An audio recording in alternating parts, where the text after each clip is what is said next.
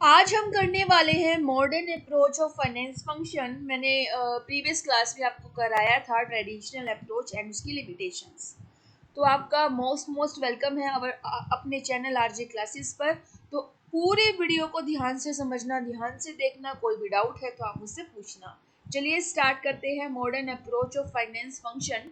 The traditional approach outlived its utility in the changed business circumstances. Circumstances का मतलब होता है situations. Okay, since the mid 1950s, a number of factors such as technological innovations, increasing size of business enterprises, intense competition, etc., necessitated efficient and effective utilization of firms' financial resources.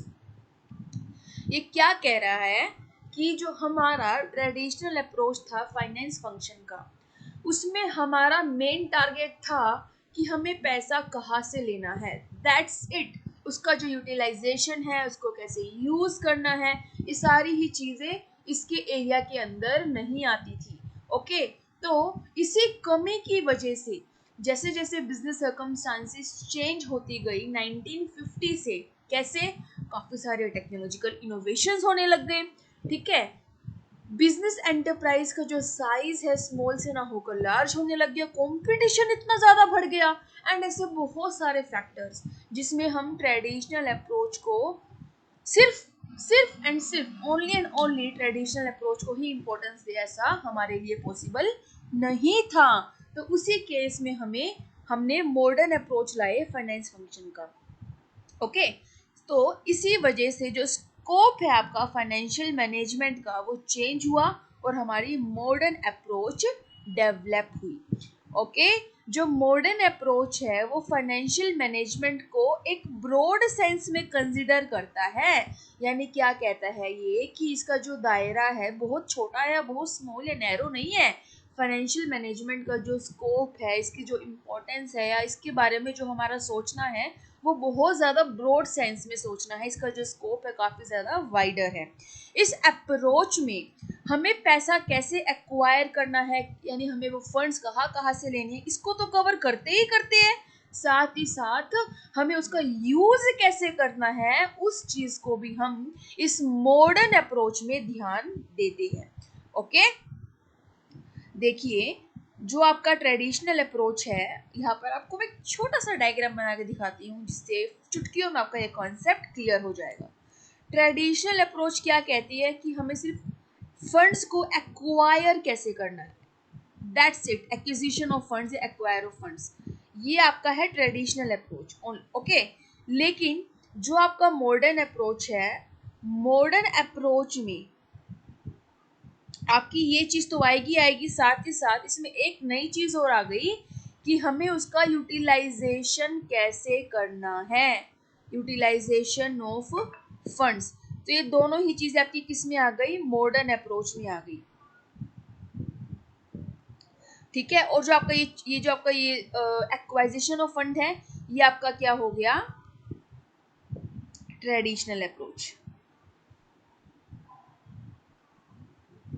I hope आपको clear हो गया। यानी जो आप ये छोटा सा circle देख रहे हैं, आपका है ट्रेडिशनल अप्रोच, लेकिन जो आप ये बिग सर्कल देख रहे हैं, जिसने इस छोटे सर्कल को भी अपने अंदर ले लिया, अपने अंदर समा लिया, यानी एक्विजिशन ऑफ फंड के साथ साथ उसका यूटिलाइजेशन कैसे करना है, ये किसमें आता है, आपका मॉडर्न अप्रोच के अंदर आता है। होप आपको बच्चों ये अच्छे से क्लियर हो गया है। चलिए हम चलते हैं हमारे अगले नेक्स्ट पॉइंट पर।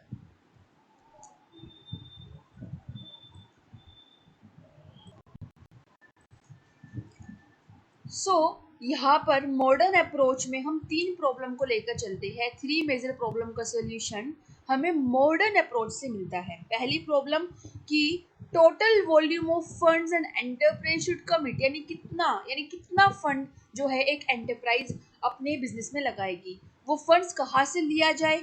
एंड थर्ड इज किन किन चीज़ों में, किन किन एसेट्स में, किन किन सिचुएशन या किन किन सिक्योरिटीज में, एसेट्स में हमें वो पैसा इन्वेस्ट करना है। ठीक है, ये तीन डिसीजन यहाँ पर, इन तीन प्रॉब्लम्स को यहाँ पर सोल्व किया जाता है। ओके, तो अगर आपसे पूछा जाए हमारे बिजनेस में जो तीन डिसीजंस होते हैं, financing decision, investment decision and dividend policy decision, इन तीनों डिसीजन का जो ये जो तीनों डिसीजन है वो कौन सी अप्रोच के थ्रू लिए जाते हैं, तो आपको आंसर देना है ma'am that is modern approach of finance function, okay, your finance management.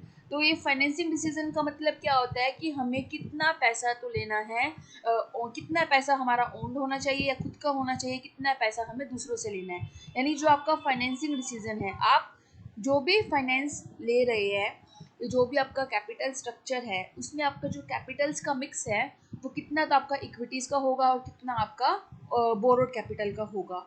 Okay, investment decision, आपको वो पैसा इन्वेस्ट कैसे करना है, कहाँ पर करना है। इन्वेस्टमेंट डिसीजन आपका होता है capital budgeting related decision. Okay, कितना पैसा आपको किस सिक्योरिटी में इन्वेस्ट करना है। And the last one is dividend policy decision. ठीक है, जो आपके कंपनी के नेट प्रॉफिट होते हैं उसका कितना पोर्शन तो कंपनी अपने पास रिटेन करके रखे और कितना पोर्शन कंपनी शेयर होल्डर्स में एज अ डिविडेंड डिस्ट्रीब्यूट कर दे। तो ये तीनों ही डिसीजन हम किस में लेते हैं, कौन सी अप्रोच के थ्रू लेते हैं, that is modern approach. Okay, अब इसकी हम करने वाले हैं कैरेक्टरिस्टिक्स।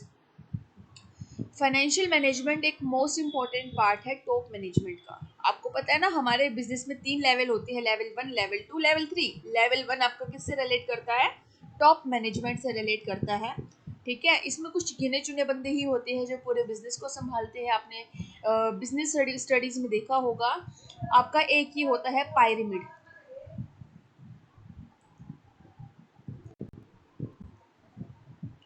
ये आपका होता है टॉप मैनेजमेंट, ये आपका होता है मिडल और ये आपका होता है लोअर। यानी जो आप ये स्पेस देख रहे हैं कम है ना कंपैरेटिवली लेवल 2 लेवल 3 के, तो इसका मतलब यहाँ पर बहुत ही लिमिटेड हमारे पर्सन्स जो काम कर रहे होते हैं। फिर आपका आता है मिडल लेवल एंड फिर आपका आता है लोअर लेवल, ये आपका होता है प्लेटफॉर्म एरिया या नॉन मैनेजरियल लेवल। ठीक है, सो यहाँ पर क्या कहा गया, जो फाइनेंस को मैनेज करने का काम है वो किसका काम है, टॉप मैनेजमेंट का काम है, CEO, general managers, directors. Okay, the finance manager was considered to be an unimportant person as far as the top management decision making was considered। यहाँ पर फाइनेंस मैनेजर का जो रोल हो जाता है मॉडर्न अप्रोच में वो थोड़ा अनइम्पोर्टेंट यानी इतना ज़रूरी नहीं होता। क्यों, क्योंकि वो सारा काम किसके अंडर आता है, टॉप मैनेजमेंट के अंडर आता है। जो फाइनेंशियल मैनेजर है वो उसका एक्टिव मेंबर तो हो सकता है, जो डे टू डे जो भी एक्टिविटीज़ हो रही है कॉम्प्लेक्स प्रॉब्लम उनको सॉल्व करने में हेल्प करे, लेकिन उसका जो रोल है वो थोड़ा सा कम इम्पोर्टेंट हो जाता है। ओके, फिर आपका आता है less descriptive and more analytical. जो आपकी मॉडर्न फाइनेंशियल मैनेजमेंट है इसको कम थियोरेटिकली डिस्क्राइब किया गया है, लेकिन ये काफ़ी ज़्यादा एनालिटिकल है। एनालिटिकल यहाँ का मतलब यहाँ पर क्या है, जैसे जैसे आपकी नई नई टेक्निक्स आने लगी अकाउंटिंग की, स्टैटिस्टिकल टेक्निक्स, तो फाइनेंशियल मैनेजमेंट जो है एक बेस्ट अल्टरनेटिव है काफ़ी सारे अल्टरनेटिव में से। ये कंटिन्यूस फंक्शन है। कंटिन्यूस फंक्शन का मतलब क्या है कि ऐसा नहीं है आपने अच्छे से आज फाइनेंस को मैनेज कर लिया, कल नहीं करा, फिर नहीं करा, आपने 1 महीने के बाद वो चीज़ों को हैंडल किया, नहीं, ऐसा नहीं है। ये आपका एक कंटिन्यूस फंक्शन है। फाइनेंसिंग आपका एक कंटिन्यूस फंक्शन है जिसमें आपको कंटिन्यूसली प्लानिंग करना होता है, उसको कंट्रोल करना होता है। ठीक है, different from accounting function. Accounting function जो है और फाइनेंस फंक्शन दोनों बिल्कुल डिफरेंट है। अकाउंटिंग आपके लिए वो इन्फॉर्मेशन जनरेट करेगी जिसमें आपको ये पता लगेगा कि आपकी कंपनी कितना प्रॉफिट कमा रही है, कैसे कमा रही है। लेकिन फाइनेंस फंक्शन जो है आपके लिए, जब आप फाइनेंस फंक्शन परफॉर्म करते हैं यानी जब आप सारी चीज़ों को हैंडल करते हैं, आप ये समझ पाते हैं फाइनेंस फंक्शन से कि जो पैसा आपने लगाया उसको आपने कैसे यूज़ किया या कैसे यूज़ करना है, या उससे रिलेटेड हमें क्या क्या डिसीजंस लेने हैं। सीधी सी बात है, इसका जो स्कोप है वो वाइडर है, ये सेंट्रलाइज नेचर का होता है। आपने सुना होगा एक वर्ड सेंट्रलाइज, एक होता है डिसेंट्रलाइज। जो सेंट्रलाइज होता है उसका मतलब होता है सारे इंपॉर्टेंट डिसीजन जो टॉप अथॉरिटीज लेती है, और डिसेंट्रलाइज का मतलब होता है कि सारे डिसीजन जो इंपॉर्टेंट डिसीजन है वो टॉप अथॉरिटीज लेगी, जो कम इंपॉर्टेंट डिसीजन है वो डेलीगेट कर देगी लो मिडल और लोअर लेवल को। ठीक है, लेकिन जो फाइनेंशियल मैनेजमेंट एक ऐसा सब्जेक्ट, एक ऐसा टॉपिक है जो आपका सेंट्रलाइज्ड नेचर का होता है। ओके, फिर आपका आता है measurement of performance. Financial management में जो जितनी भी एक्टिविटीज़ आपकी रिलेट करती है कि आपको कितने वाइजली, कितने अच्छे तरीके से फाइनेंस का यूज़ करना है, इसमें आप कुछ नॉर्म्स यानी कुछ आप रूल्स रेगुलेशंस, कुछ स्टैंडर्ड्स फिक्स करेंगे। ठीक है, जिसके अकॉर्डिंग आप सारी चीज़ों को मैच करेंगे। आपका कॉस्ट कितना आ रहा है, आपको उससे बेनिफिट कितना हो रहा है, यानी आप कॉस्ट बेनिफिट एनालिसिस करेंगे। ये inseparable relation between finance and other activities, ये क्या कह रहे हैं कि जो फाइनेंस का रिलेशन है प्रोडक्शन के साथ, मार्केटिंग के साथ या बाकी जितने भी डिपार्टमेंट्स हैं, जितनी भी एक्टिविटीज़ है, हम इस फाइनेंस के रिलेशन को उन बाकी एक्टिविटीज़ के साथ बाकी एक्टिविटीज़ से अलग नहीं कर सकते। फाइनेंस हर जगह चाहिए, हर फील्ड में चाहिए, हर एक्टिविटी के लिए चाहिए। तो फाइनेंस का हम जो रिलेशन है बाकी एक्टिविटीज़ के साथ अलग नहीं कर सकते, सेपरेट नहीं कर सकते। वो क्या है? इनसेपरेबल है। ठीक है, इनसेपरेबल है।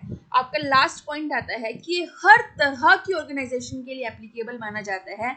जी एक सोल प्रोप्राइटरशिप है, जी पार्टनरशिप है, कोऑपरेटिव सोसाइटी है, कोई जॉइंट स्टॉक कंपनी है, हर जगह फाइनेंस फंक्शन एक मोस्ट इम्पॉर्टेंट रोल प्ले करता है। हर जगह ये एप्लीकेबल माना जाता है। तो अगर हम डिफरेंस की बात करें तो आपको मैं कराऊंगी नेक्स्ट वीडियो में। आज के लिए मैंने आपको मॉडर्न अप्रोच कंप्लीट करा दिया। जो हमारा अब नेक्स्ट लेक्चर जिस पर आएगा वो हमारा आएगा ट्रेडिशनल और मॉडर्न अप्रोच के बीच का डिफरेंस, जो कि आपको मैं कराऊंगी नेक्स्ट लेक्चर में। एंड इस टाइम तक वो वीडियो आपका अपलोड हो जाएगा, तो आप चैनल के साथ बने रहिएगा। अगर आपको अच्छा लगे वीडियो तो ज़रूर लाइक कीजिए, कोई डाउट है तो कमेंट में ज़रूर पूछिए। मिलते हैं नए लेक्चर में। Till then, thank you so much for watching this video. Take care, bye bye.